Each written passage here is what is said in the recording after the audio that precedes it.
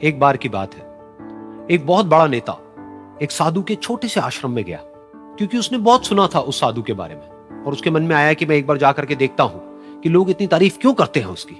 तो जब वो उस आश्रम में गया तो वहां पर एक छोटा सा कमरा था जहां पर एक कालीन बिछा हुआ था। वहां पर कुछ लोग बैठे हुए थे नीचे और साधु जी सामने बैठे हुए थे। कुछ सवाल जवाब चल रहा था। तो जैसे ही वो अंदर गया, वो अकेला नहीं था, उसके साथ में 4 बॉडीगार्ड्स भी थे और उसको ये आदत थी कि जहां पर भी वो जाता था लोग अपनी जगह से खड़े हो जाते थे, उसकी तरफ देखते थे, हाथ जोड़ते थे, अपना सर झुकाते थे। लेकिन यहां पर ऐसा कुछ भी नहीं हुआ। साधु ने उसकी आदत थी कि जहां पर भी वो जाता था लोग अपनी जगह से खड़े हो जाते थे, उसकी तरफ देखते थे, हाथ जोड़ते थे, अपना सर झुकाते थे। लेकिन यहां पर ऐसा कुछ भी नहीं हुआ। साधु ने उसकी तरफ देखा तक नहीं, क्योंकि वो साधु किसी के सवाल का जवाब दे रहे थे।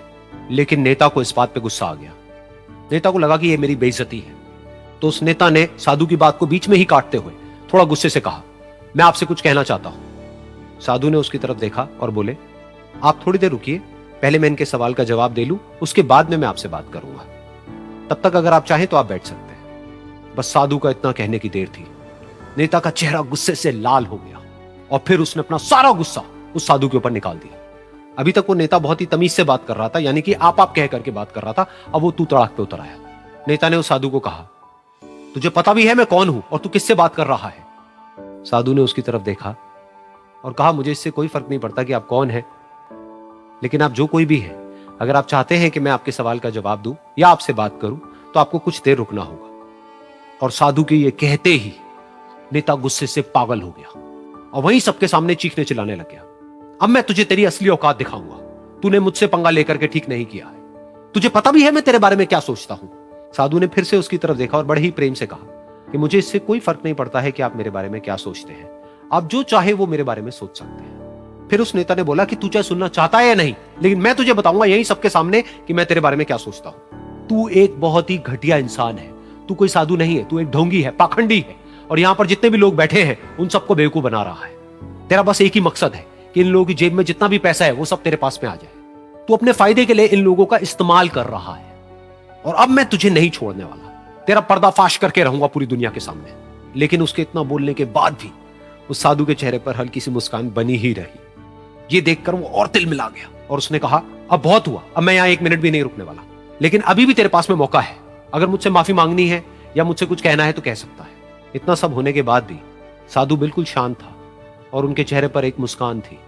उन्होंने अपनी आंखें बंद कर ली। फिर साधु ने अपनी आंखें खोली, हाथ जोड़े और कहा कि मुझे आपसे कोई गिला शिकवा नहीं है। मेरे मन में आपके लिए कोई भी गलत ख्याल नहीं है।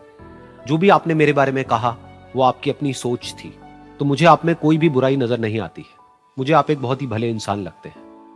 और साधु के इतना कहते ही नेताजी का दिमाग 7वें आसमान पर पहुंच गया। उनके चेहरे पर एक अजीब सी खुशी थी, क्योंकि उस साधु ने वो ही कहा जो बाकी सब लोग उस नेता को कहते हैं। और वो खुशी खुशी उस आश्रम से अपने घर की तरफ चला गया और जा करके अपने पिताजी के साथ में बैठ गया। उसके पिताजी की आंखें बंद थी और वो ध्यान में थे। पूरी जिंदगी उन्होंने सिर्फ लोगों की सेवा करी और बदले में कुछ भी एक्सपेक्ट नहीं किया। तो थोड़ी देर बाद जब उन्होंने अपनी आंखें खोली और देखा अपने बेटे को अपने साथ बैठे हुए, तो उनके बेटे के चेहरे पर आज एक अजीब सी खुशी थी जो आज से पहले उन्होंने कभी नहीं देखी थी। फिर उसने एक एक करके सब कुछ बताया कि आज क्या हुआ, किस तरह से वो आश्रम गया, वहां पर क्या हुआ, उसने क्या कहा, उन्होंने क्या कहा। तो जब इसके पिताजी ने पूरी बात सुनी तो थोड़ा सा मुस्कुराए और अपने बेटे को देख करके बोले कि उन्होंने तुम्हारी तारीफ नहीं करी है, क्योंकि उन्होंने वो नहीं कहा कि जो तुम हो, उन्होंने वो कहा कि जो वो खुद है। और तुमने जो भी कुछ उनको कहा वो नहीं कहा कि जो वो है, बल्कि तुमने वो कहा जो तुम खुद हो। यही बात वेदों में भी कही गई है, यथा दृष्टि तथा सृष्टि। ये दुनिया तुम्हें वैसी नहीं दिखती है जैसी कि ये दुनिया है।